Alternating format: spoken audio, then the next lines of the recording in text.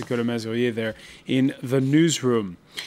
They've got a plan. The French president and the German chancellor meeting in Paris ahead of Thursday's crucial Save the Euro summit.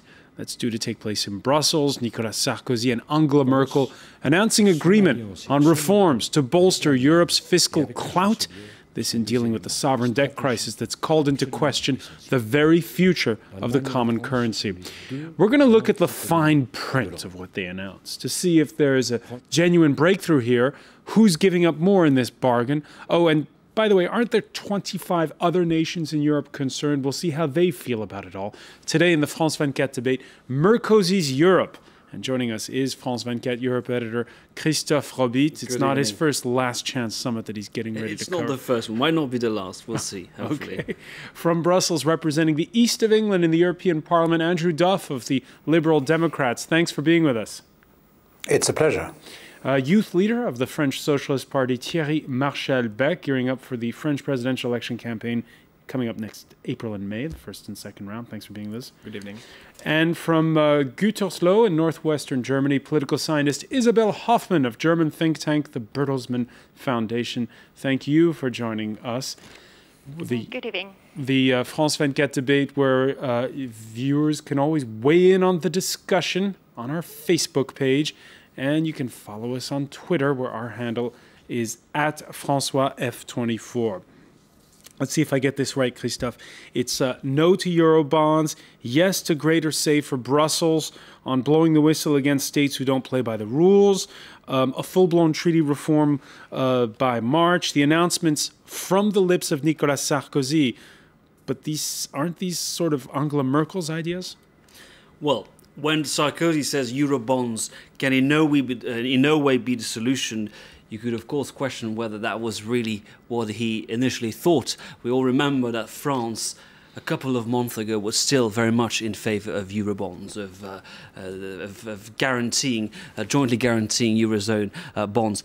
When you hear Nicolas Sarkozy say the European Central Bank must remain independent, we can also question whether that's really what he thinks deep inside of him. We remember 2 weeks ago that the French government had a very powerful lobby saying that the European Central Bank should use its unlimited resources as a lender of last resort. However, though, we also heard Nicolas Sarkozy say things such as the future of Europe, as we believe it with the German Chancellor, is intra-governmental Europe, a Europe of governments, because that's very much the French vision. You know that Germany would rather see, I think, the European Commission enforce a budgetary discipline for one simple reason, is that Germany does not believe that peer pressure can work. As we saw over the past, peer pressure didn't work. So it's a mixed bag, but you're right to say that there are a lot of German elements in this pact. One last thing I would like to say. Indeed, treaty changes tend to take a lot of time, and today the message coming from Angela Merkel and Nicolas Sarkozy was that this would happen very fast. Why? Because I think there are two types of solutions. There are like short-term solutions such as Eurobonds or the ECB, or middle-term, long-term solutions such as treaty changes. The message was that we only have treaty changes, but we're going to make it happen as soon as possible. If we can't rally the 27 member states behind him, then we'll do it among ourselves, among the 17 Eurozone members. A big push, and looking ahead to Thursday and Friday, the two leaders saying we can have this reform off the ground for the weekend, done and dusted by March. As the French president said, we are open. We can modify the treaties for them to apply to all 27 member states. This would be the most logical solution. But we have decided that if there are any difficulties, if a state doesn't want to or cannot participate, the euro is so important to us that we could consider a treaty for the 17 member states of the Eurozone, open to other states, of course. Okay, so it's going to be a treaty for 27, but we can make do with 17. Andrew Duff, do you think that that remark was directed at countries like yours, which don't share the common currency? Well, of course, partly. But I have to say at the outset that I think that the agreement this afternoon is a facade.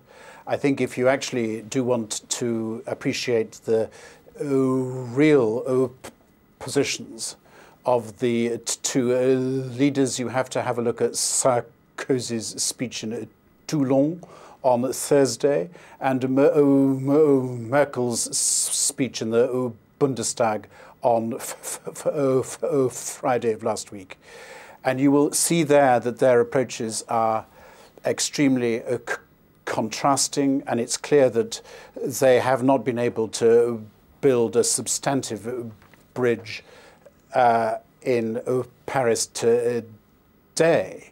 The crisis goes on, and I fear that by Friday they will have failed to reach agreement on a decisive, definitive plan that restores market trust, but also democratic confidence. It fails to restore market trust. The markets were up after the announcement of after those the announcements that coming out of that press conference. Yeah, they always are. But wait until tomorrow, after the small print has been studied closely, and you'll see the markets decline. It is a historic moment here, and France is really obliged to now decide between the Europe of de Gaulle and Fouché on the one hand, and Monnet and Schuman on the other. And Germany has to agree that in order to salvage the currency and the broader project of integration, that there is to be some mutualization of sovereign debt that can only be prescribed in treaty change. All right, Isabelle. And this afternoon they have been frightened of those big decisions. All right, so they can't. Let me ask you, Isabelle Hoffman. Do you agree that this was just a facade, as Andrew Duff just said? Well, thanks, François.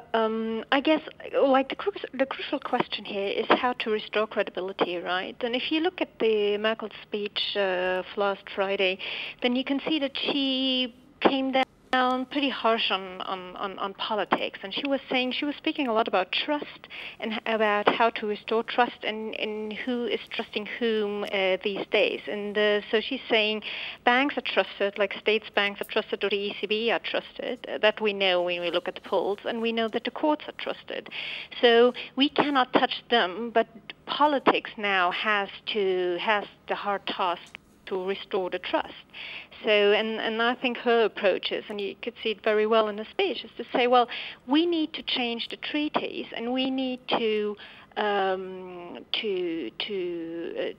understand that this is not a one summit, one big solution thing. So we will see this crisis dragging on for quite a while. We'll have to take small steps, and by taking small steps and being serious about them, being serious about austerity politics and budget discipline, then we will restore trust, and then we can go further. So that's her position in all this. Thierry Marchal-Beck, it's true that last Friday the German Chancellor was talking about how this is a marathon. Now, today, her and Nicolas Sarkozy sounding a lot more like sprinters. Exactly, and we know why they are doing that. They are doing that because it's not a France-Germany proposition. It's a right-wing proposition. And that's very important because when we talk about the European Union with this crisis, everyone is saying like it's countries. No, it's a political debate, and you've got right-wing proposition. They want a treaty. They want to control the budget. They are against Eurobonds. You've got other solutions, and they don't want to discuss it. And why they don't want to discuss it? Because they don't want the citizen to have the opportunity to vote in favor of that. One of the main points of Nicolas Sarkozy and Angela Merkel today was to say, we can pass the treaty without asking the citizens. When a few weeks ago it was some people were asking the Prime Minister of Greece was saying, I'm going to put the plan in place, but I'm going to ask the Greek citizen to vote. Merkel and Sarkozy was against that. Today, they're going to say, we are going to have a new treaty. We know that in the past, Denmark, France voted against a treaty. But the one thing they say for sure, they don't want the citizen to vote. You're in favor of a referendum. Exactly. Because when you've got things like Eurobonds and say, we don't want to use it, when you've got all Europe are in recession right now, and the only measure they are asking us to do is to cut spending. But if Britain cuts spending, if France is cutting spending, if Germany is cutting spending, if Italy is cutting spending, who are going to buy products? How are we going to have a growing economy with this kind of policy? So the only things they ask is to control the budget of the state, but they are killing the economy. And if they are killing the economy like they are doing right now, the amount of money of taxes raised by states are going to decline.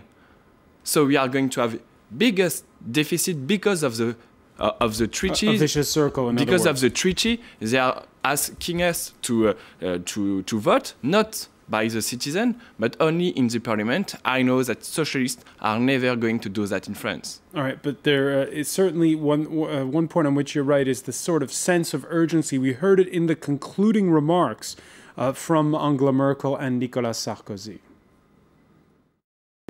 It's very clear, as quick as possible on the basis of the agreement between France and Germany and open to other member countries.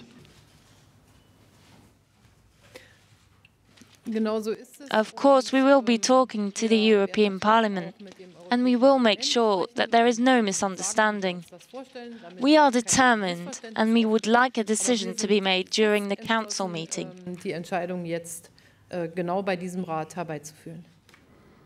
Andrew Duff, does that sound like my way or the highway?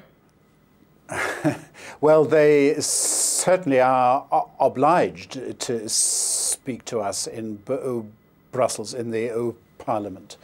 I think that Angela Merkel has always appreciated that, but Nicolas Sarkozy has ignored us. Notice how she said, notice her words on that, Andrew Duff, were that she wants to speak to you. She didn't say she wanted to consult you.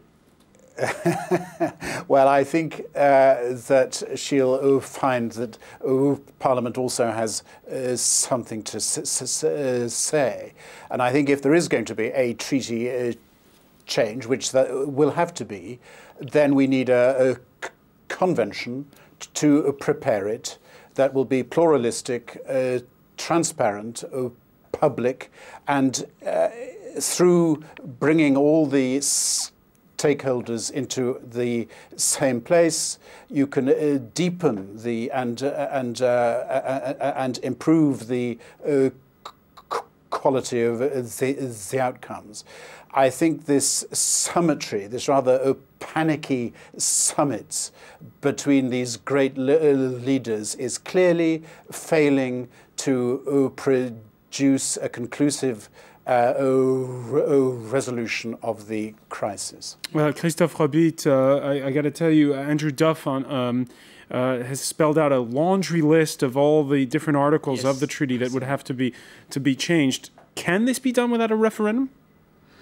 Well, that's the question, and to be honest, nobody can answer this today because we don't really understand what they want to do concretely. The Irish already hinting they may have to go to the polls over this. Exactly. Now, what we know, what will happen is that they will send Herman Van Rompuy a joint letter on Wednesday. On Thursday, they will consult their partners, and they will decide, that's what Nicolas Sarkozy was referring to in the answer, they will decide whether they do it among the 17 Eurozone members or whether they can do it among all EU members. I think it's also important to say that they're reaching out to countries that could potentially be interested. I'm thinking of Poland. Poland is not yet a Eurozone member, but Poland has always said that it is interested in more budgetary discipline. Poland already has a so-called golden rule that caps instead at 55%. So this kind of measures would be interesting to other countries. Now, after that, in March, they hope that they will adopt the treaty, if, of course, there is there's a compromise and there's an agreement. After that, I think there will be a lot of question marks. Is how do you ratify it? Will it go via the we could ask Mr. Duff the question, but I would imagine that in countries like Ireland, a referendum will be indeed held, and God knows what this would prompt. Andrew Duff, in the UK, where we know that the Conservative backbenchers are growingly Eurosceptic, is what's being proposed today dead in the water? Well, Britain has to ask itself about if Britain has the moral authority and the political will to block the development of the union that is clearly necessary and desired by everyone else. I hope that the answer to that question in Britain is going to be no, that we will allow this treaty, this deepening of integration, this further step towards a fiscal union and a federal government to take place. Britain will then have to ask if it wants to be inside that or to accept a second-class, more associate form of membership of the EU. Isabel Hoffman, what's your prediction for this weekend? Will what was laid out in that press conference between Nicolas Sarkozy and Angela Merkel, will that make it through to the weekend? Well, I think they will do everything to press forward on that, and then hope that the markets will go up and that they will keep up. Because what we saw so far, we have to keep that in mind. That every summit we have seen some kind of release, but it never lasted very long, right? I really would like to go back on Christopher's remarks about this right-wing proposition, and I couldn't agree more on that. I mean, we saw in Germany quite a few party convention. Almost every big party had some kind of convention over the past weeks. And when you go through the proposition, you're amazed that they all go for stronger political and economic union. But you can see a clear difference to the more left-wing parties like the Green or the Social Democrats, where they will press for more growth policies as well, and for more democratic legitimacy within the project. The European integration project, but we will keep in mind that even though maybe Ms. Merkel and Nicolas Sarkozy are not very keen on consulting with parliaments, here in Germany at least, we have a very harsh discussion on the role of parliaments, of national parliaments, and we have a constitutional court that is very sensitive to the question and is watching closely what is happening. All right, and when we come back, we'll look at what the recipes are now going forth. Stay with us. The France 24 debate continues.